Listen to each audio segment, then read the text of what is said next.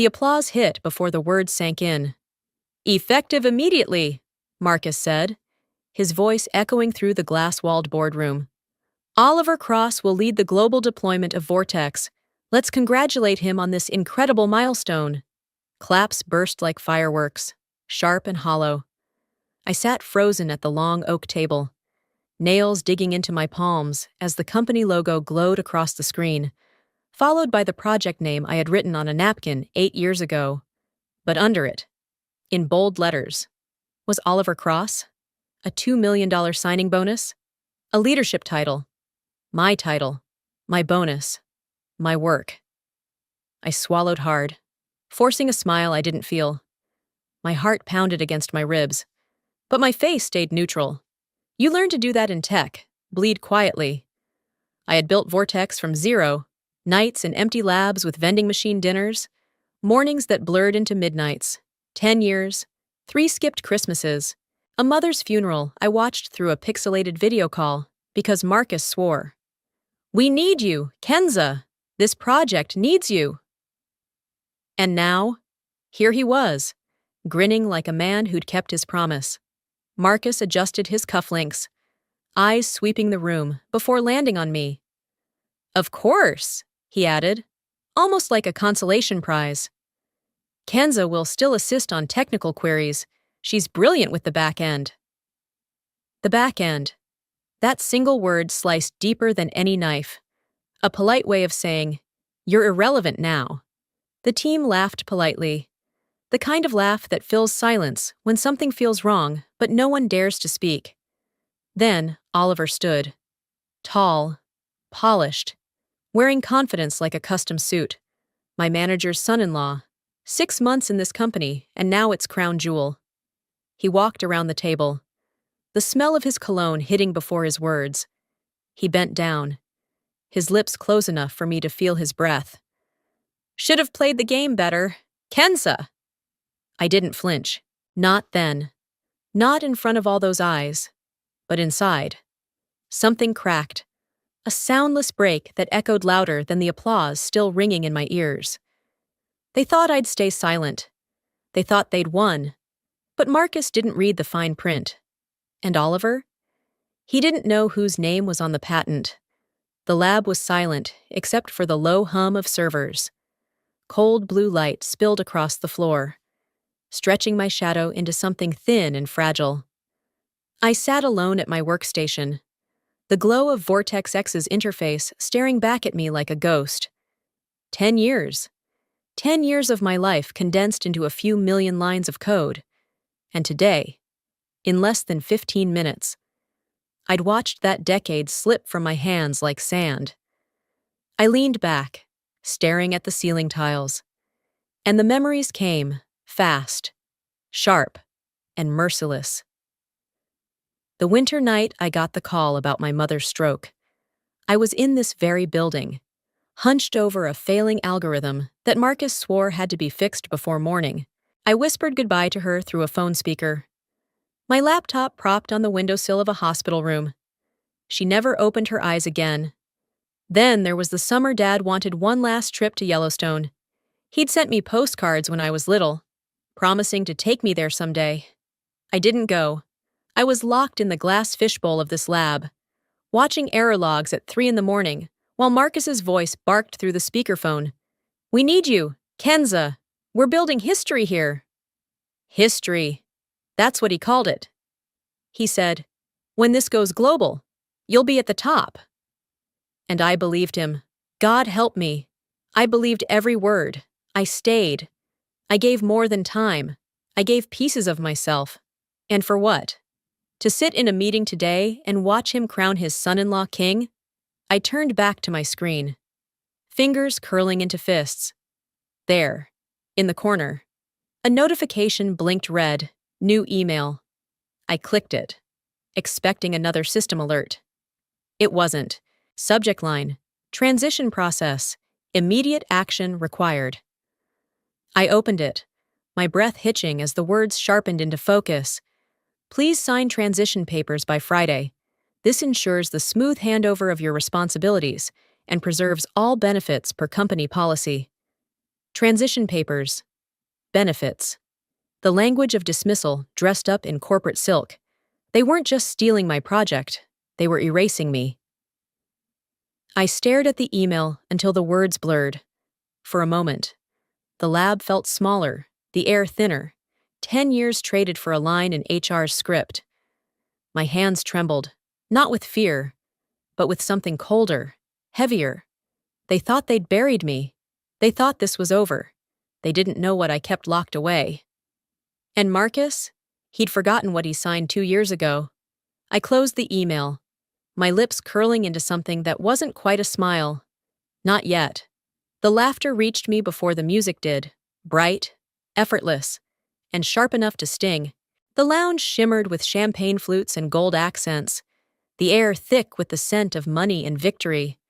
Not my victory. Theirs.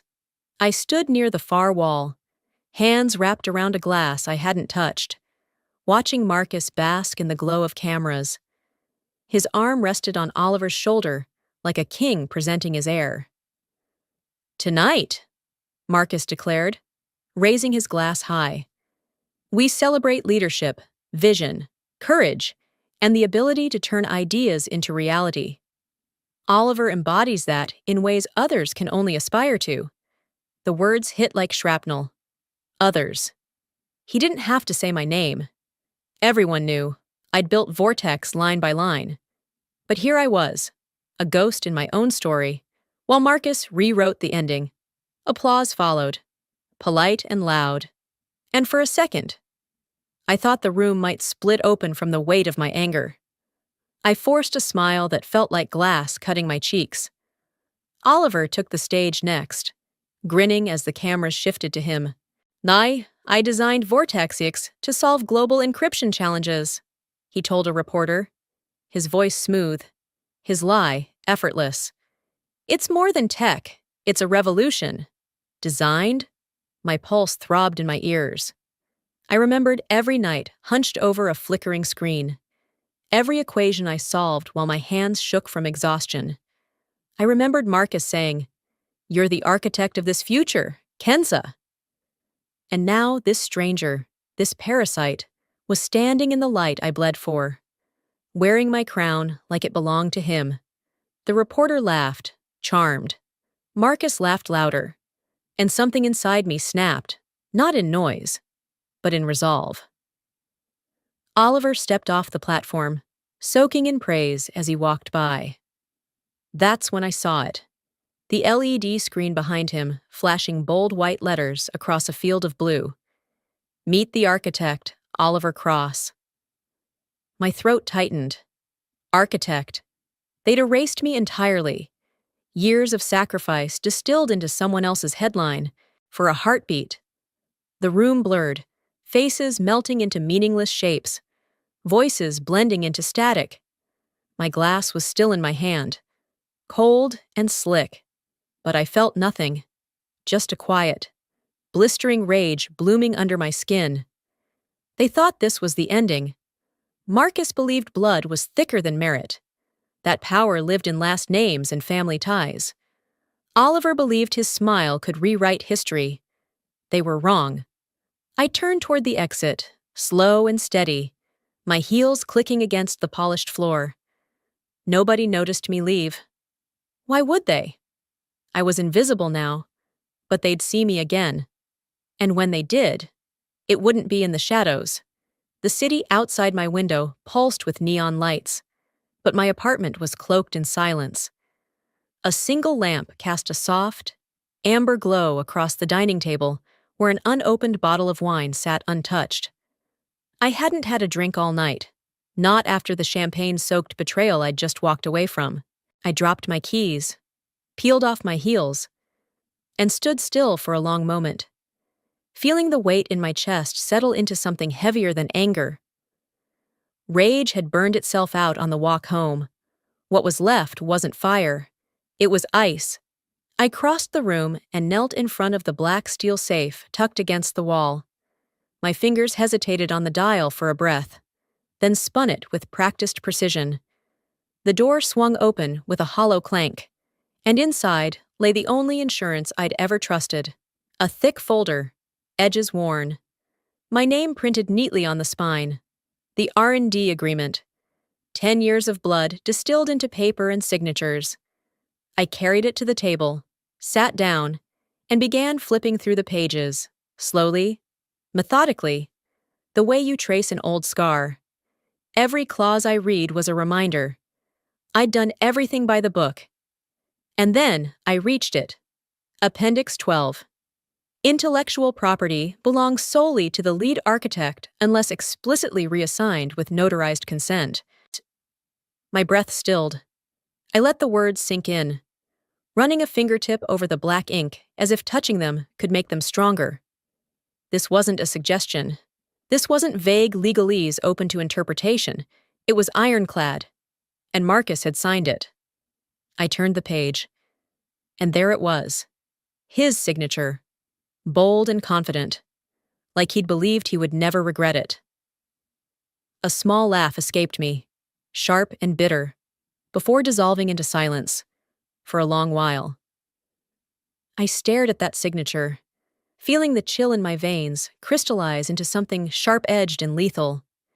They thought they'd stripped me of everything, my title, my project, my future. They thought this was checkmate.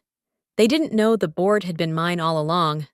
I closed the folder carefully, sliding it back into its sleeve, as if tucking in a weapon. My reflection in the window caught my eye, pale face, steady gaze. No trace of the woman who'd walked out of that party bleeding invisible wounds. "You buried me too soon," I whispered to the empty room, my voice calm, almost tender. Then I killed the lamp, leaving only darkness and the hum of a city that had no idea what was coming. Sunday morning broke quiet, but the world outside was roaring with headlines.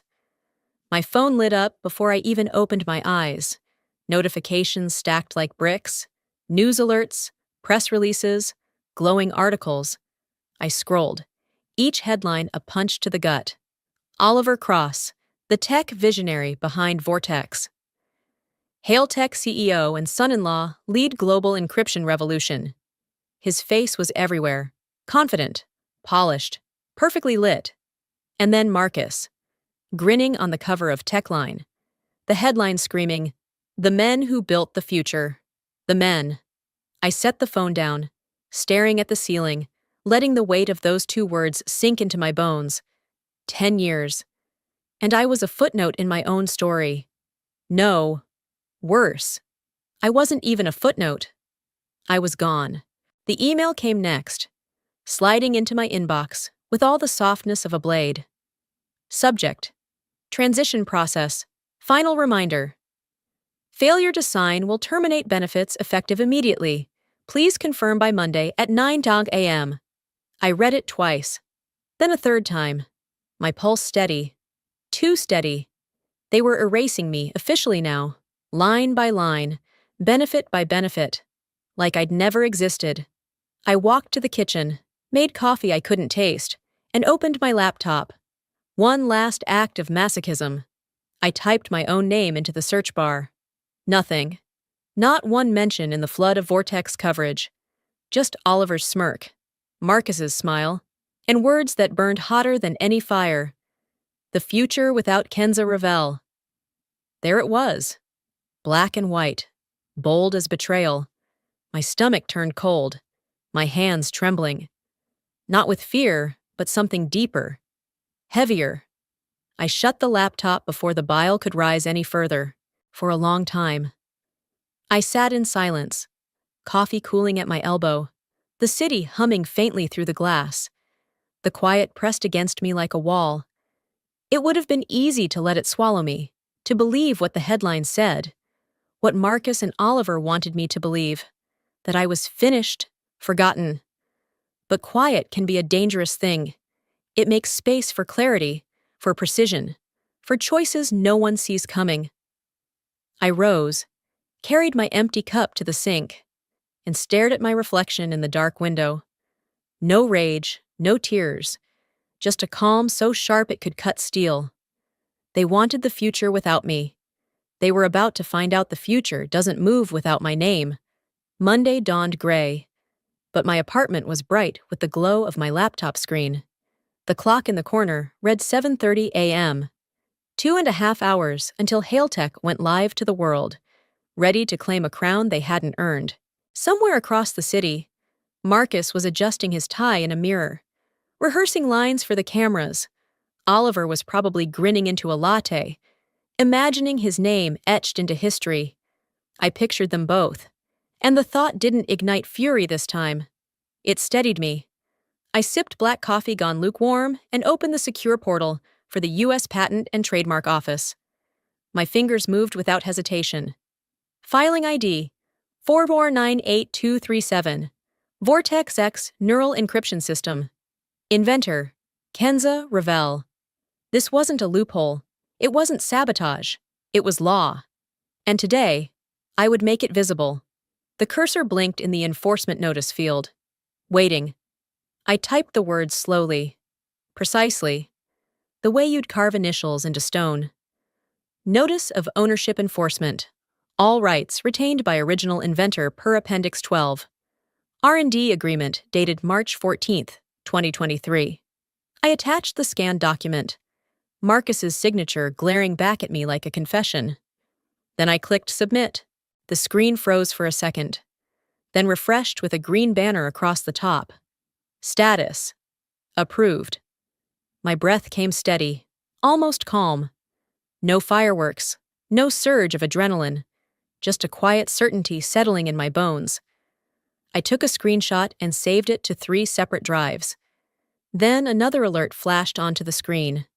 I leaned closer, reading every word as if savoring a fine print promise. All licensing agreements under Vortex X are invalid without inventor consent. There it was. 16 words that turned their billion-dollar dream into a house of glass. I checked the time. 7:44 a.m. Hailtech's legal team hadn't seen this yet. Neither had Vanguard Dynamics, the global partner about to wire millions for a launch that no longer had legal ground. But they would. Soon. I closed the portal, slid my phone into my pocket, and exhaled. Outside, the city kept moving, blind to the fact that in a single click, I'd shifted the axis of Hailtech's empire. Marcus believed in power. Oliver believed in luck. I believed in paper, and in signatures people forget they gave.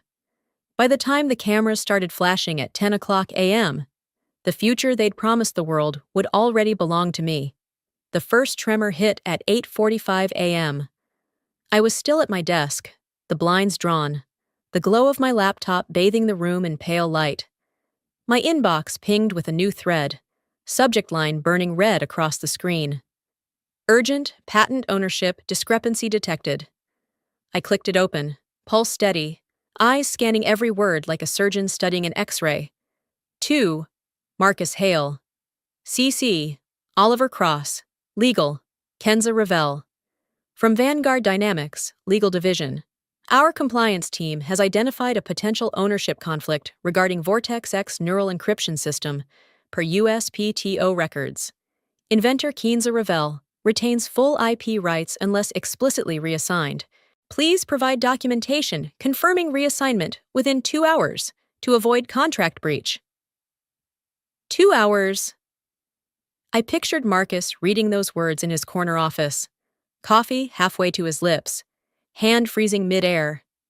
I imagined Oliver beside him, all bravado and expensive cologne, smirking because he believed this was just noise, a glitch, a clerical hiccup that would vanish with a phone call.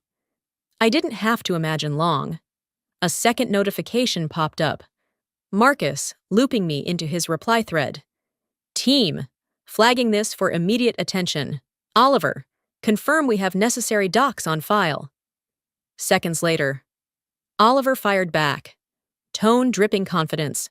IP is ours. Filing was cleared through corporate counsel during pre-launch audit. Confirming now. I stared at the words, a slow smile tugging at the corner of my mouth. Corporate counsel? There was no clause, no signed consent, no magic document to conjure from thin air, and Oliver had just gone on record with a lie big enough to drown him. Another ping. This time, Vanguard escalated. Please note, without confirmation, Hailtech may be in material breach.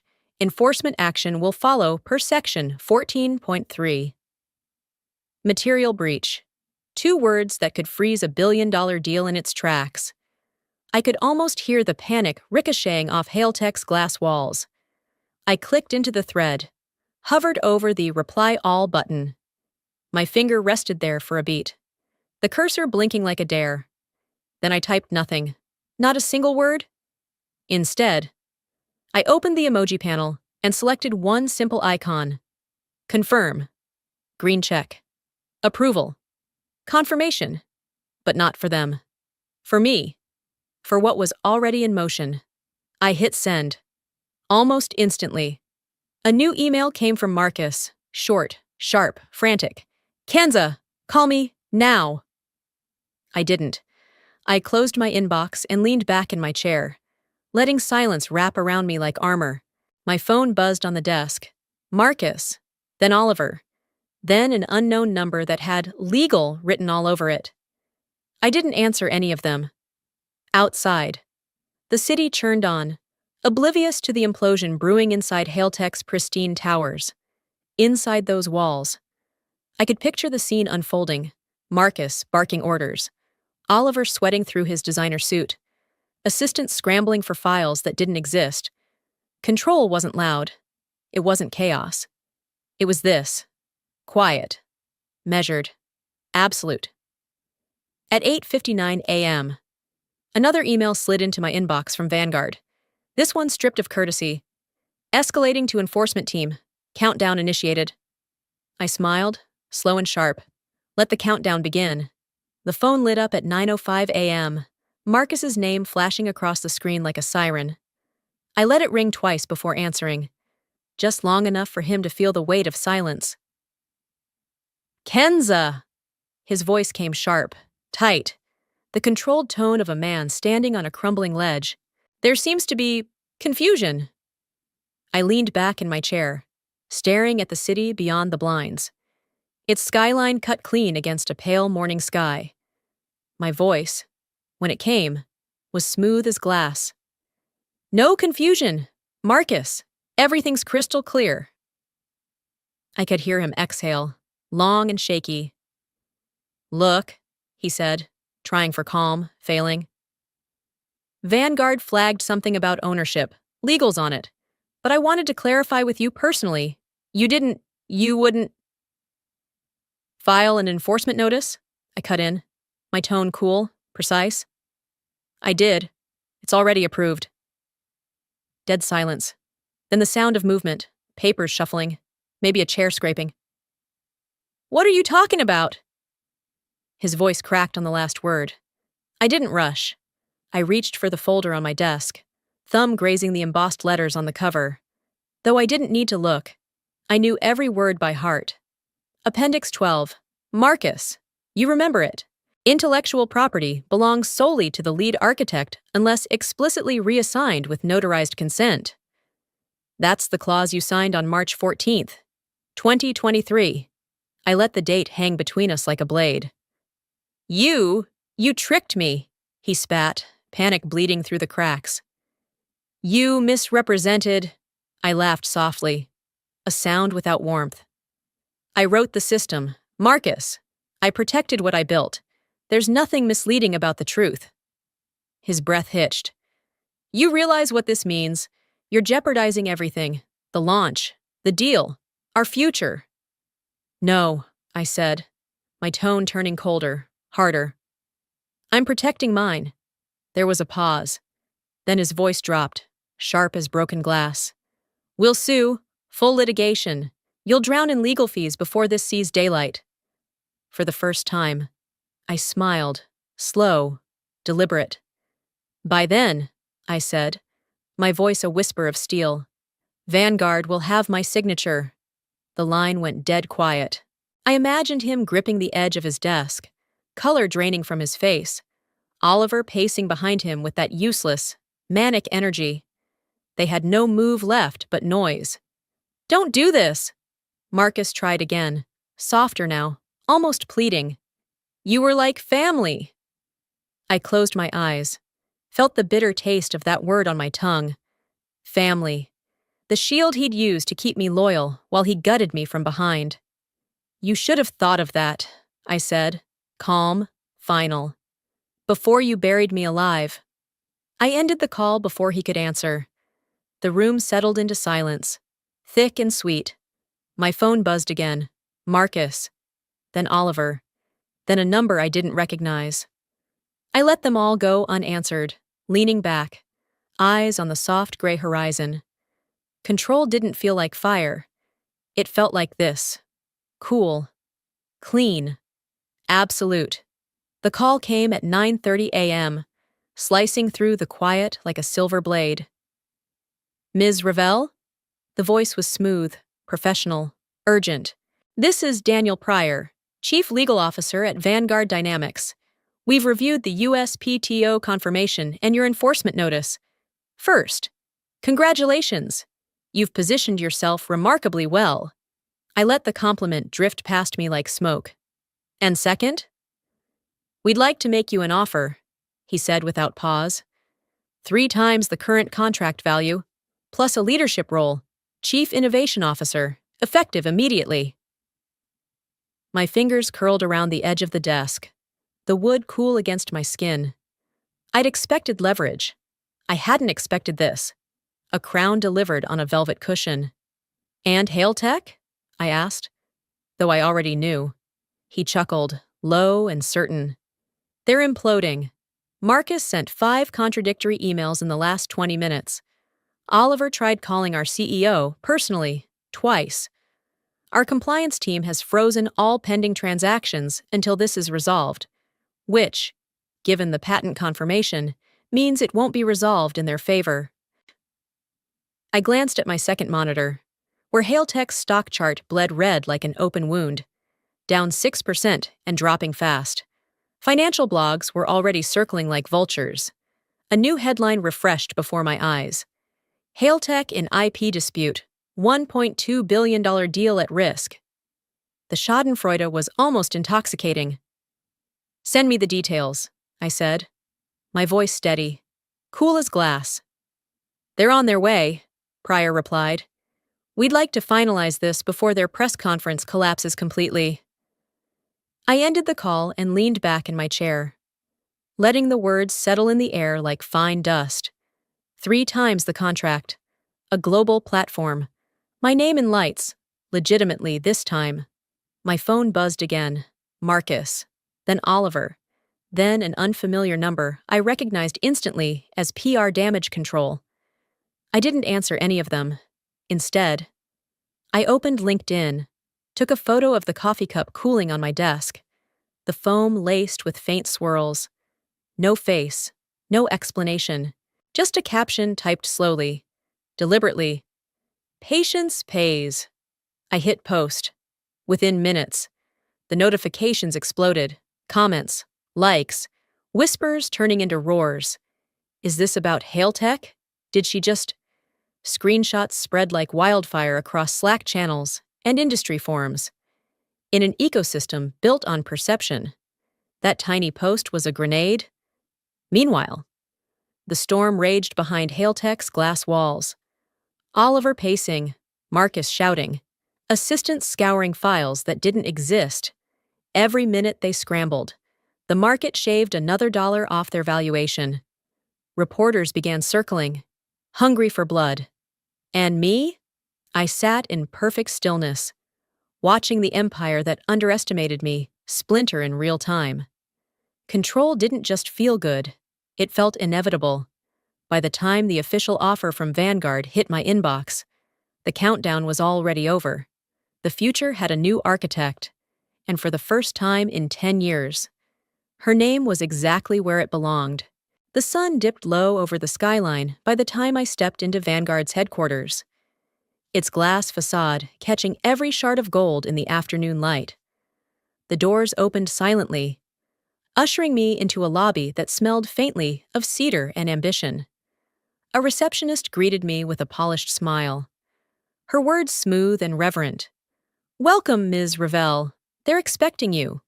Each step echoed against the marble floor, like punctuation to a sentence I'd been writing for a decade.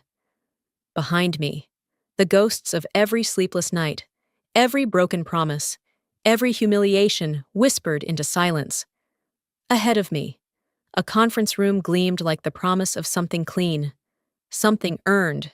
Daniel Pryor rose as I entered, his handshake firm, his grin wide. "We're honored to have you, Kenza. Everything's ready." The contract lay open on the table, 40 pages, dense with legal armor. I skimmed only long enough to savor the details. 3 times the original deal.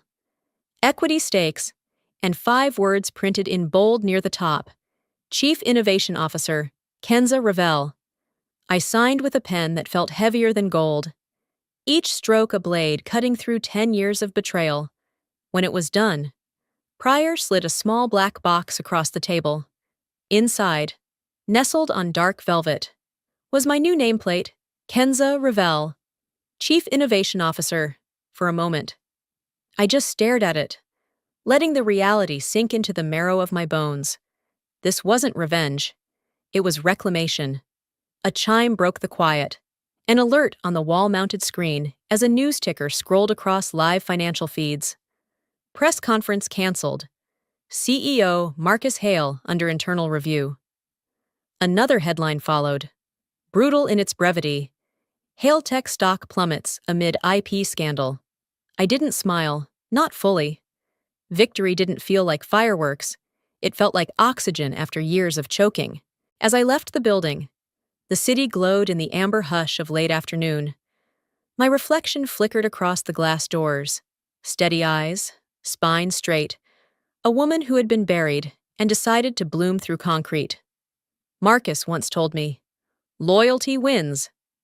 He was right. I just stayed loyal to myself. If this story struck a chord, if you've ever been underestimated, overlooked, or told you weren't enough, remember this: your value doesn't vanish because someone fails to see it. Sometimes, the quietest moves create the loudest victories. What would you have done in Kenza's shoes? Tell me in the comments. I'd love to hear your take. And if this story inspired you, tap that like button, share it with someone who needs this reminder, and hit subscribe for more stories that prove one thing: power is always in the details.